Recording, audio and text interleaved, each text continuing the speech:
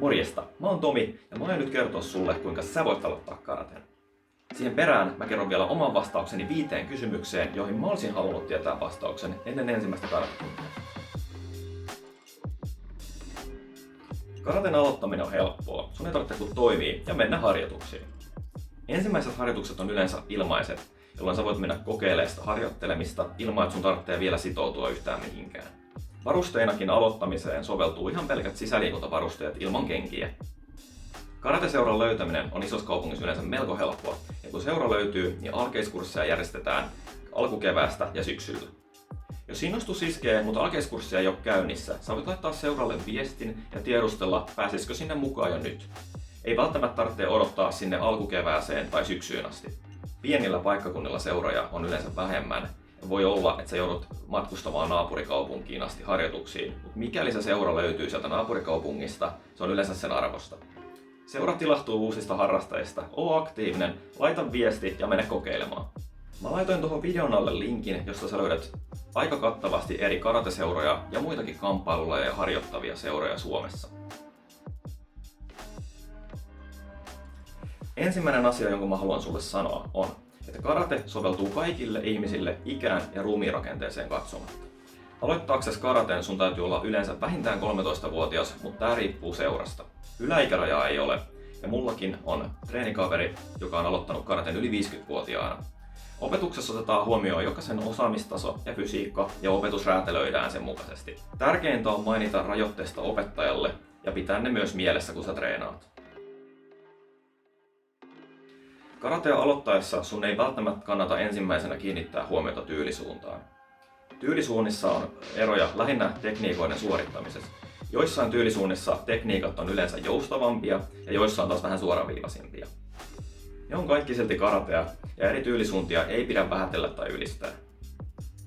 Kuitenkin seuran valinnassa kannattaa ottaa huomioon se, että onko seura enemmän kilpailullinen vai itsepuolustuspainotteinen. Karateseurat voi siis painottua tämmöiseen kilpailukarateen, jossa kamppaillaan toisia vastaan urheilukaraten säännöin. Osa seuroista taas on enemmän itsepuolustuspainotteisia, mutta näistä asioista kannattaa tiedustella suoraan seuralta ennen kuin sä aloitat karaten. Karate on edullinen liikuntamuoto ja harjoittelumaksu sijoittuu yleensä siihen 100 euron tienoille per harjoittelukausi, ja näitä kausia on siis 2. Kannattaa selvittää, mitä harjoittelukerta tai kausimaksu pitää sisällään. Kilpailullisemmassa seurassa tähän yleensä sisältyy kilpailulisenssi ja tämän mukana sitten vakuutus.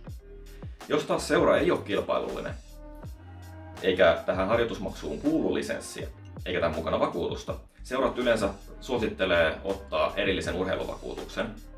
Tämä ei tietenkään ole pakollista, mutta sun kannattaa harkita sitä, mikäli oikeasti semmoinen karatehype iskee. Karaten salietiketti pohjautuu japanilaiseen kulttuuriin ja siksi se voi vaikuttaa alkuun hieman erikoiselta ulospäin. Japanilaiseen kulttuuriin kuuluu paljon kohteliaisuuksia ja nämä samat piirteet löytyy myös karatesta. 5 asiaa, joilla sä pääset alkuun karaten salietiketissä. 1. Kumarra ennen harjoittelualueelle astumista. 2. Kumarra, kun lähdet pois harjoittelualueelta. 3. Kumarra treenikaverille ennen ja jälkeen yhteisen harjoittelun. 4. Jos sulla tulee asia opettajalle kesken harjoituksen, sä kävelet hänen luo ja kumarrat hänelle ennen puhuttelun aloittamista. Ja 5. Kumarra opettajalle tai treenikaverille, kun oot saanut häneltä palautetta. Kun sä osaat nämä 5 asiaa, niin sä pääset niillä jo aika pitkälle. Kumarruksella osoitetaan kohteliaisuutta ja arvostusta sitä treenikaveria tai treenipaikkaa kohtaan. Jos sä kuitenkin unohdat joskus kumartaa ennen harjoittelualueelta poistumista, se ei ole mikään maailmanloppu. Kukaan ei meinaa oleta, että nämä asiat juurtuu sun mieleen ihan heti. Itse kukin unohtaa joskus vahingossa. Ei tarvitse. Karatessa käytetään tekniikoiden nimissä ja suorittamiskäskyissä japania, mutta nämä kaikki opetetaan teille aluksi ihan suomen kielellä. Samoin karaten alku- ja loppuseremoniat lausutaan japaniksi. Sun ei pidä kumminkaan pelästyä näitä, vaan sä opit näiden merkityksen nopeasti. Myös sanat voi olla vaikea oppia lausumaan oikein, mutta mä väittäisin, että suurin osa karateharrastajista ei osaa puhua sujuvaa japania. Älä siis pelkää lausua sulle opetettuja japanin kielen sanoja, vaikka sä et olisi niistä ihan täysin varma. Jos sä et ymmärrä tai osaa lausua jotain japaninkielistä sanaa, sä voit kysyä sun opettajalta tai muilta treenikavereilta. He auttaa sua varmasti. Karatetunneilla, kun ei kumminkaan tarvitse oikeasti puhua japania. Haluaisitko sä aloittaa karaten? Tai heräskö sulle lisää kysymyksiä? Kirjoita kommentti alle ja tilaa, niin saat tietää, koska mä julkaisen uuden videon. Siihen asti, oo rohkea, kokeile uusia harrastuksia ja toivottavasti tavataan tatamilla.